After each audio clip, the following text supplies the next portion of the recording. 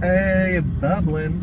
So, I wanted to come in and talk a little bit about numerological dials, aka like remainders, and why they're useful in numerology and how we already use them in a way in numerology. So, one of the things that a lot of people do trying to understand numbers is we simplify them, right? We find their roots, right? And mathematics naturally has organizing principles to it, right?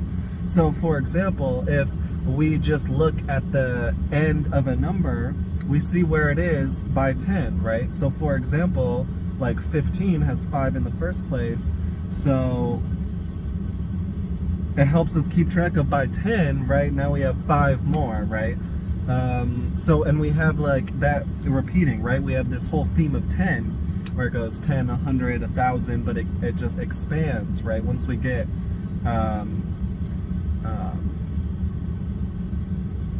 once we get past 10, right? And we can there's 10 digits that can go in a specific place, right? So we see that mathematics naturally align with the number 10, right? 5 times 2. And we also see mathematics aligning with the number 9, and 9 and 1 having an interesting relationship. And we can see this because the dial of 9 is ever present, or remaindering 9, you could call it, dividing something by 9 and seeing what's left, right? We can find that easily, and mathematics naturally keeps in track with it the way that we use it, by adding numbers together, right? So for example, if we use 15 again, 1 plus 5 is 6, right? So now if we go in the dial of 9, we would actually find the number 6, right? I don't know how you're going to see this. Maybe if I do it like the opposite way to me. So 1, 2, 3, 4, 5, 6, 7, 8, 9, right? And then it will move backwards 1, right? In relationship to 10, right? Because now we get 10, right? But instead of being this last one, now we're at the beginning. So we see that it moves by 1, which is interesting. And we do that every time we move up a tens place, right? So now 20 would be 2. 30 would be 3, right? And that's if we look at the dial of 9. So going back to 15, we have 9, 10, 11, 12, 13, 14, 15, right? And so this becomes the 6th number on the dial of 9, right? Right here, like my pinky. And I hope that makes sense. So anytime we're adding numbers together, we're actually just dividing them by 9 and then seeing what the remainder is, right? And it works beautifully, right? Because 9 is a great number. It's 3 by 3, and it can show us modality. AKA, is something beginning? Is something in the middle? Is something in the end, right? Is something starting and creational? Is something holding and steady? Or is something opening up, right? Or ending, right? Holding space in a way too. So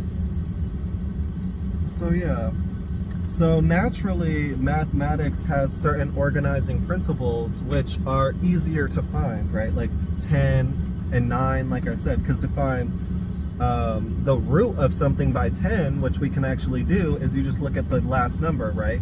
But usually we don't give that as much credence as the dial of 9, right? But they still exist and give us more information in a specific of where a specific number is and more about its relationships, right? So for example, with 9, right? 9 ends with 9, right? 18 ends with 8, but it adds up to 9, or it's 9 on the dial of 9. It's divisible by 9. 27, right? 7 in the last place, still divisible by 9, right? So all of these things would have different qualities on the scale of 10, right? But we're finding their parent on the dial of 9, right? And this is a great thing to realize so that we can see, wow, there's a lot more information in this number than just where it is by 9, right? And even 9 is a baby of 3 times 3, right? Kind of besides the point, but it's just to say that if we're looking at where something is on the dial of 9, right, aka we're finding the numerological value, you may call it,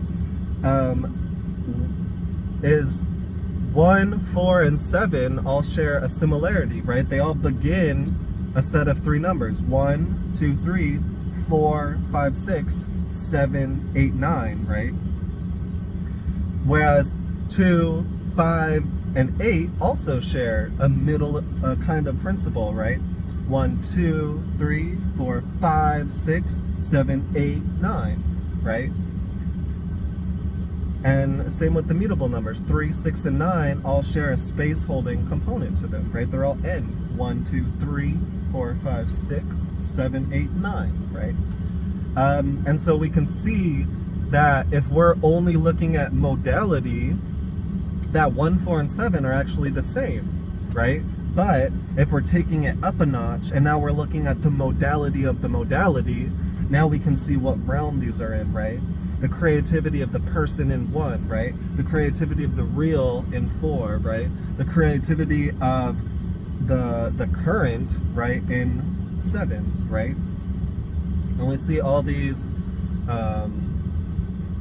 we see these different ways of working with the same principles elaborated in new ways, right?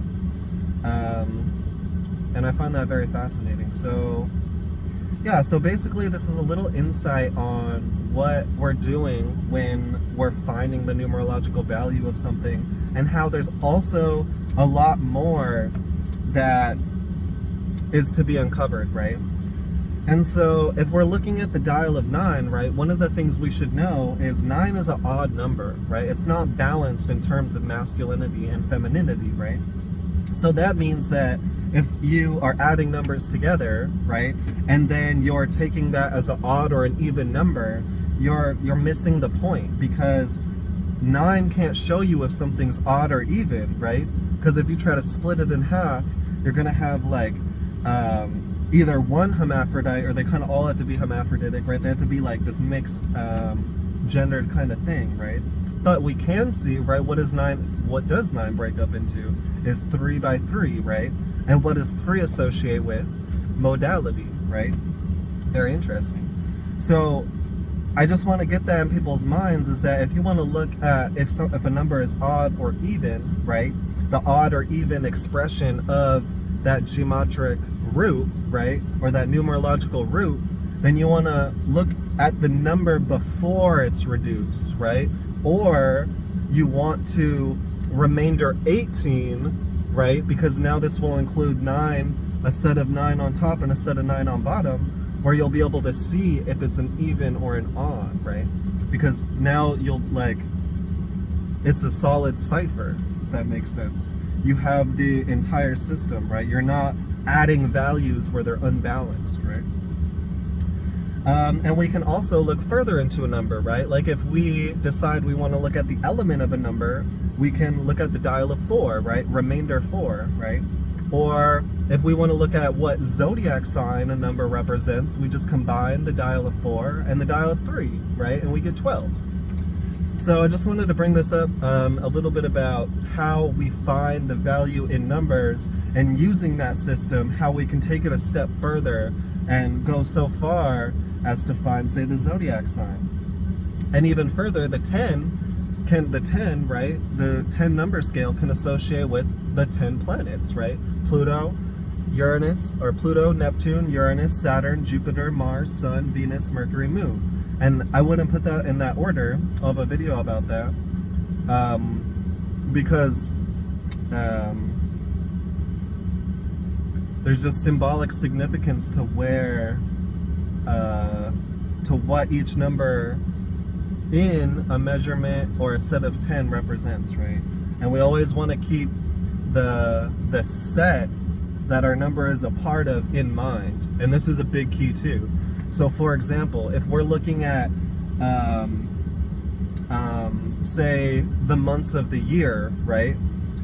We can look, even though I just hate date numerology, to be honest, but only because the system isn't that systemic, or it's not that systematic. Because the month is a better example, but when it comes to the day in the month, right, is you can have a 28-day month, a 29-day month, a 30-day month, and a 31-day month, right?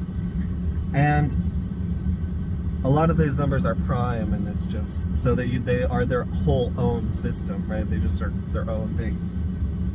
They don't have too many associations, but you're able to find them, right, and then extrapolate further.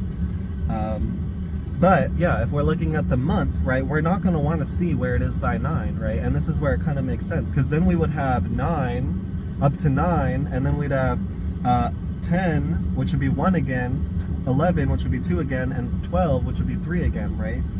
And so then we would have 3 of 1, 2, or 2 of 1, 2, and 3, but then we'd only have 1 of 4, 5, 6, 7, 8, and 9, right? And so it'd be imbalanced, right? But what we can find, like I said, is the beginning modality, if you want to, right? Is you can say, okay, well, I know that 1, 4, 7, and 10 are all the first in a set of 3, right? So these are all going to be cardinal, right? We just can't extrapolate further and find where they are on the dial of 9, because that dial doesn't apply to a system which isn't divisible by 9, right? So just like time, right? Time, 60 is not divisible by 9, right? So if you're adding up an actual clock-like number, right, it won't make sense unless you remove a layer, right, and you just look at where it is by 3, right? So you say, okay, 6 would add up to 6, right? And now, what is that by 3? Well, it's divisible by 3, so it's mutable, right? And you can only get 3 bits of information, right? But we do know that 60 is divisible by 12, right? So we can find zodiacal alignments, right? We just couldn't go as far as to extrapolate the mode into the mode of the mode, aka the dial of 9, right? So it's really important, because numbers are individuals, like individual signs in a set used to measure, right? So the in a set is really an important part of the definition, right? Because if we don't understand the system which numbers are expressing themselves in, then we may be adding information that's not there, or we may be not seeing information that is there, right? So really understanding, if you're seeing a number, what you're seeing it on, right? Is it out of 100? Is it your phone's charged, right? Is it the time, right? By 60 and by 12, right? Is it the date by 12? Is it part of the month, right? By however much the month is, right? All these things are so important to consider when understanding a number's place in its system, giving its symbolic value, right? So yeah, hey, bubbling beach out. I was about to flip you off. I don't know why. I'm sorry. I just have to say sorry. I love you.